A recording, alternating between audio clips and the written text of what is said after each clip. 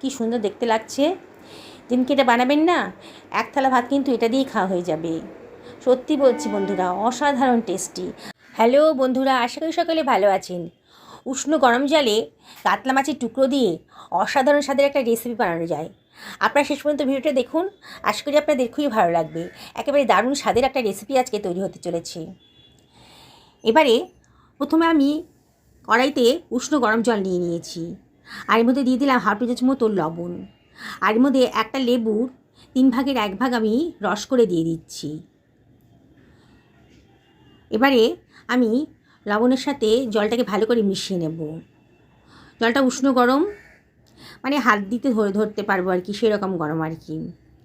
এবারে আমি 4 টুকরো কাতলা মাছের পিস আমি এখানে দিয়ে দিলাম। এইভাবে দিলে পরে কাতলা মাছের মধ্যে যে আষ্টে গন্ধটা থাকে, সেই গন্ধটা কিন্তু থাকবে না। আমি মিনিট 3-4 এটাকে ভিজিয়ে রাখবো। এবারে একটা স্ট্রেনারের সাহায্যে আমি মাছগুলোকে তুলে নিচ্ছি।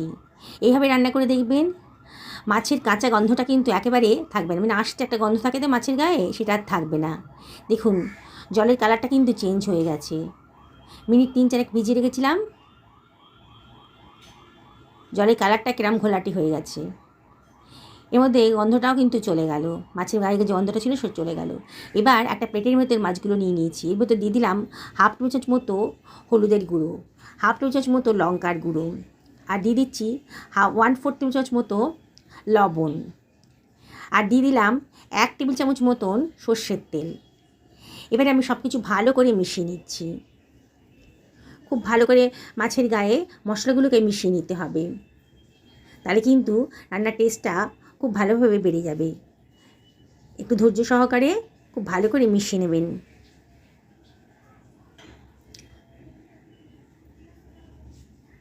দেখুন আমি খুব ভালো করে মশলার সাথে মাছগুলোকে মিশিয়ে নিলাম।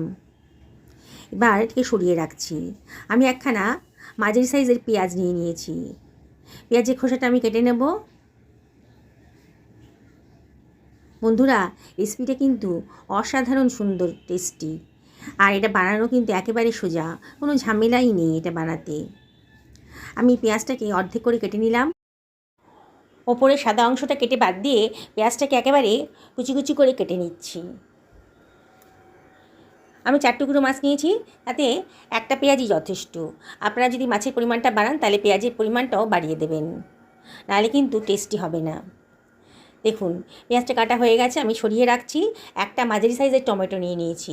টমেটোটাকে আগে থেকে ধুয়ে পরিষ্কার করে নিয়েছি। এবার টমেটোটাকে আমি কুচি কুচি করে কেটে নিচ্ছি।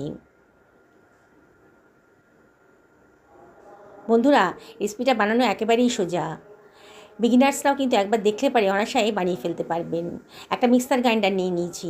এর ভিতরে দিয়ে দিলাম 2 টেবিল চামচ মতো সাদা সর্ষে, আর এর ভিতরে আমি দিয়ে দিচ্ছি 2 টেবিল চামচ মতো পোস্তদানা। এবারে আমি এটাকে শুকনো অবস্থাতেই গ্রাইন্ড করে নেব। খুব অল্প মশলা তো, জল দিয়ে ভিজিয়ে পরে গ্রাইন্ড করতে অসুবিধা হয়। দেখুন খুব সুন্দরভাবে গ্রাইন্ড করা হয়ে গেছে। এবারে আমি মিশিয়ে দিচ্ছি এর ভেতরে কতগুলো কাঁচা লঙ্কা, আর দিয়ে দেবো টুকরো করে কেটে রাখা টমেটোটা। এর মধ্যে আমি দিয়ে দেবো হাফ টেবিল চামচ মতো লবণ। এর মধ্যে দিয়ে দেবো কিছু বেসিক মশলা, হাফ টেবিল চামচ মতো হলুদের গুঁড়ো, হাফ টেবিল চামচ জিরের গুঁড়ো, আর দিয়ে দেবো 1 টেবিল চামচ মতো লঙ্কার গুঁড়ো। লঙ্কাটা অবশ্যই আপনারা নিজেদের পছন্দ মতো দেবেন। এর মধ্যে দিয়ে দিচ্ছি 2 টেবিল চামচ মতো দই। একসঙ্গে সব পেস্ট করে নেবো। তার মধ্যে দিয়ে দিলাম 2 টেবিল চামচ মতো জল। একেবারে স্মুথ পেস্ট তৈরি হয়ে যাবে।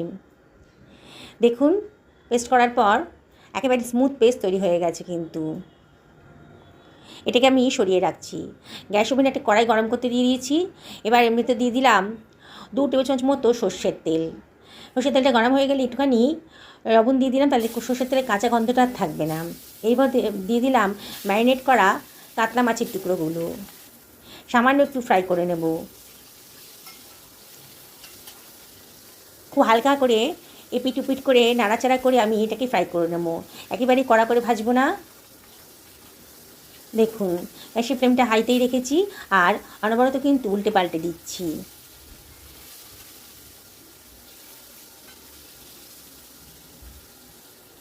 হয়ে গেছে আমার।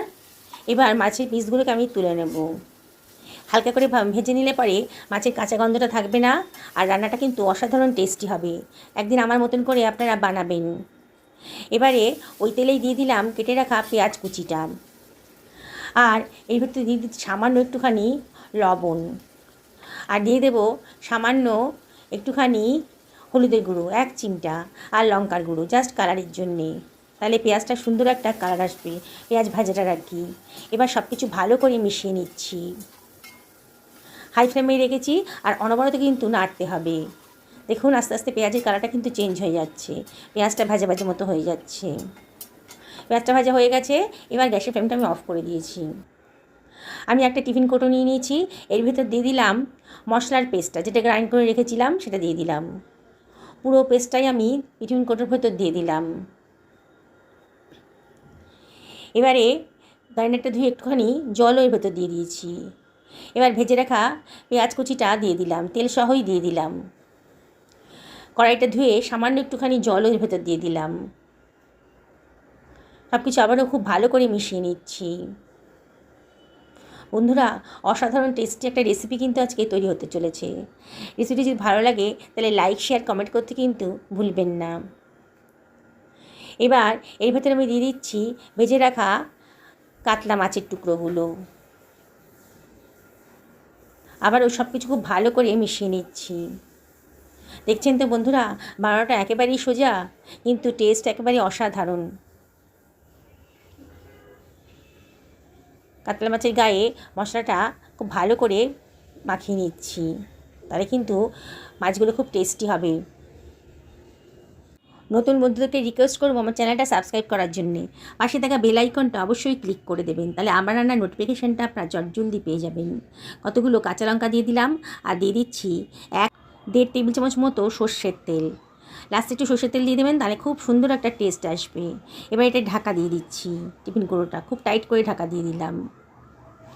আমি গ্যাসে বনে একটা পাত্রের ভেতর জল গরম করতে দিয়ে দিয়েছি, জলটা বেশ গরম হয়ে গেছে। এবার এর ভেতর দিয়ে দিচ্ছি একটা স্ট্যান্ড। এইরকম স্ট্যান্ড তো প্রত্যেকের বাড়িতেই থাকে, স্ট্যান্ডটা দিয়ে দিলাম। এবার আস্তে করে টিফিন বক্সটা ওই স্ট্যান্ডের উপরে বসিয়ে দিচ্ছি।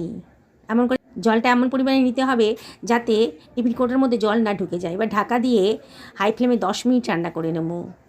10 মিনিট বাদে ঢাকা তুলে দিয়েছি। দেখুন এবার আমি গ্যাসের ফ্লেমটা অফ করে দিয়েছি, আরও 5-6 মিনিট রেস্টে রেখে দেবো। একটু ঠান্ডা হয়ে গেছে যখন, তখন আস্তে করে টিফিন বক্সটা আমি জল থেকে তুলে নিচ্ছি। এখন একটু গরম আছে, কিচেন টাওয়ালের সাহায্যে আর খুন্তির সাহায্যে আমি টিফিন বক্সটা জল থেকে বার করে নেব। খুব সাবধানে করবেন। আরও 3-4 মিনিট রেস্টে রাখার পর টিফিন কৌটোটা যখন বেশ ঠান্ডা হয়ে গেছে, তখন আমি এটাকে খুলে নিচ্ছি। দেখুন বন্ধুরা, কত সুন্দর একটা কালার এসছে, দেখেই জিভে জল চলে আসছে। কিন্তু দেখছেন তো বন্ধুরা, বানানোটা কতটাই সোজা, আর আঁশটে গন্ধ একেবারেই কিন্তু এর ভেতর থাকবে না। আপনারা যদি কাঁচা মাছও ব্যবহার করেন, আর কাঁচা মাছ যদি রান্না করেন, তাহলেও কিন্তু এটাতে কাঁচা গন্ধ থাকবে না। আমি গরম ভাতের সাথে এটা সার্ভ করে দিচ্ছি। পুরনো বন্ধুদেরকে অনেক ধন্যবাদ, তাদের সাপোর্টের জন্য এতদূর আসতে পেরেছি। তাও আপনাদেরকে রিকোয়েস্ট করব, রেসিপিটি যদি ভালো লাগে তাহলে লাইক শেয়ার কমেন্ট করতে কিন্তু ভুলবেন না। দেখুন বন্ধুরা, কি সুন্দর দেখতে লাগছে। দিনকে এটা বানাবেন না, এক থালা ভাত কিন্তু এটা দিয়েই খাওয়া হয়ে যাবে। সত্যি বলছি বন্ধুরা, অসাধারণ টেস্টি, আর কাঁচা গন্ধ একেবারেই নেই। এত সুন্দর ভেঙে দেখাচ্ছি আপনাদেরকে, দেখুন। আর অবশ্যই একদিন বাড়িতে বানিয়ে ফেলুন। সকলে ভালো থাকুন, এই কামনাই করে ভিডিওটা শেষ করলাম।